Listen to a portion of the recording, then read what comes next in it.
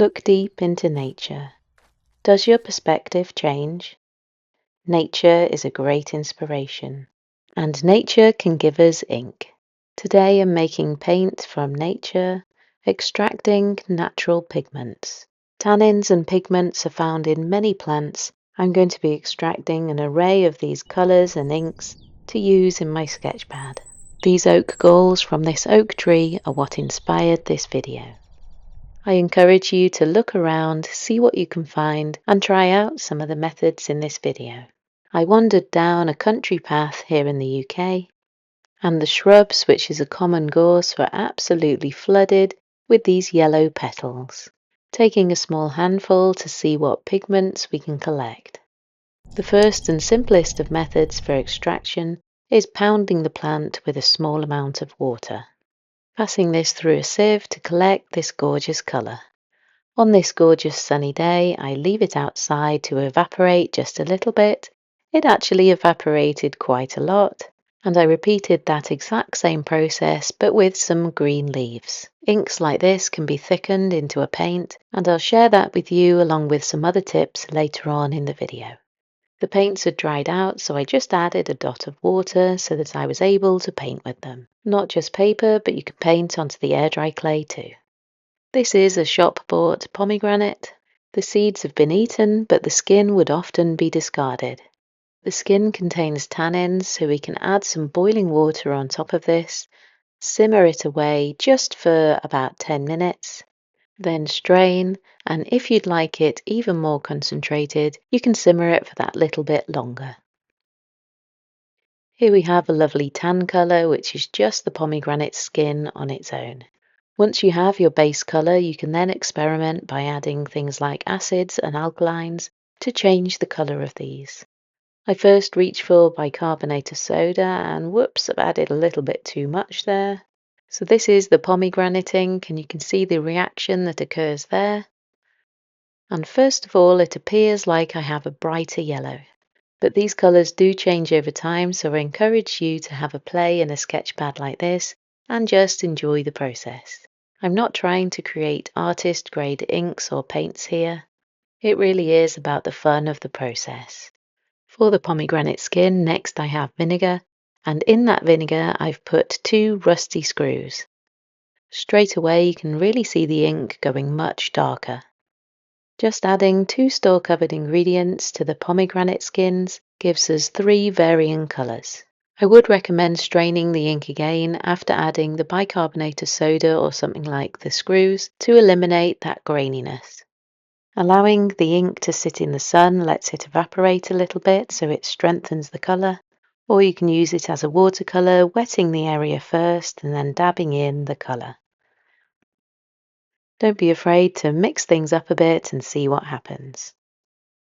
Search your garden and your fruit bowl and salad bowl. You never know what jewels might be lurking. The ink on this plate was actually made about 2 months ago, and once adding a little bit of water, it's still good to go.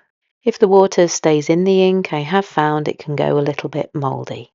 Mix the colours together too and see what you can create. Children will love experimenting with this too. Next, red cabbage and the simmering method. The outer leaves of the cabbage are often discarded, so I've sliced them up, added some boiling water, let them simmer, and here I have 2 cloves. Cloves can be added to any of the inks to prevent mould and extend the ink's shelf life. I simmered the cabbage for about 15 minutes. I strained it through a strainer, and now I've added it back into the pan again just to simmer it again really slightly, just to concentrate those colours. Adding nothing else to it, the red cabbage produces this lovely purple colour as expected. With this, we're going to be able to expand our colour range even further. I'm even more excited now to boil up the oak galls and see what rich pigment they produce. Have you made your own pigments and inks before? Let me know your thoughts in the comments below. Now we have our purple red cabbage ink. I can take a small amount of this, add a little bit of vinegar, and look how the colour changes. The colours can change as they've been on the paper for a little while, so I'll show you all of this again right at the end of the video. If you have some plants available that you're able to try this with, then it really doesn't take very long at all to make an ink out of them. It's a really good rainy day project too. A drop of lemon juice or lime juice can also be added to the inks to make them change colour. So experiment and see what happens. Another household product, washing up liquid soap. I add a dot of this to the plain red cabbage ink. The first thing I notice with this when applying it to the paper, it sinks straight into the paper. It absorbs really quickly. And this time going a little bit more blue. Oh, I forgot one. I meant to add bicarbonate of soda earlier on to the red cabbage. I have a very small amount here, and it would be a good idea to strain off any little bits after the colour change occurred. But wow, I love this colour, a really lovely teal. This has to be my favourite colour created so far, red cabbage and bicarbonate of soda, otherwise known as baking soda. Adding a bit of colour to this little sketch in my sketch pad is absolutely a joy, it really is. A beautiful array of colours, we just need a few more. Here's what we have so far. What else would you add in? I really could do with a flesh colour for my faces, so I'm adding some water in and then putting in a little dot of some of these colours just to see what happens. I have a feeling the purples have got a little bit too much blue in them, but it's worth a try. And as I thought, we now have some quite grey faces, too blue and too dark. So I went quickly in the garden to see what other colours I could find that might produce a quite delicate colour. There's a chance these rose petals could do the trick. So I boiled them up, strained them, and here is the ink. What appears to be a very pale pink, but let's see how it dries. Going back to the red cabbage, I add even more vinegar to produce what seems like quite a pinky colour, but as it dries, it's definitely different.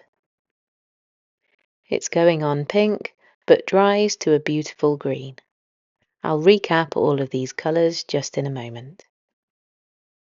This is our pale petal colour, and the next one to do is our oak galls. Oak galls can be found on oak trees, normally in autumn time in the UK.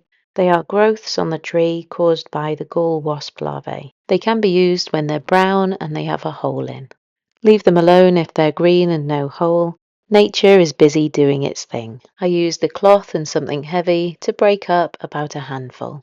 In a pan, adding boiling water, just enough to cover. If you can use rainwater, that would be even better. These simmer for about 30 minutes. If the water really starts to evaporate, just add in some more water. Leave to soak until cooled and then strain with a sieve. Here I'm just taking off a small amount with my spoon. The oak galls can actually be dried out, ready to keep in an airtight container to be used again in the future. Here we have a very light coloured ink, but it's still useful as it is.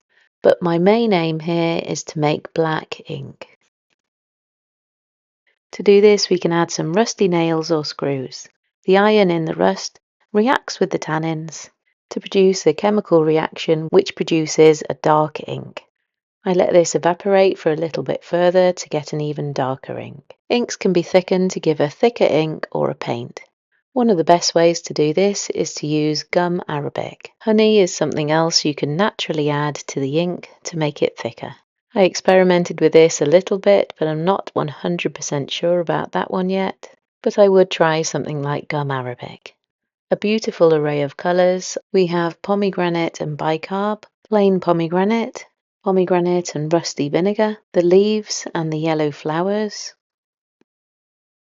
the red cabbage on its own, the red cabbage with vinegar, which started out pink, but is now this beautiful deep cyan, red cabbage with the addition of liquid soap, red cabbage and bicarb, which was far more like the colour to the right of it when it first went on.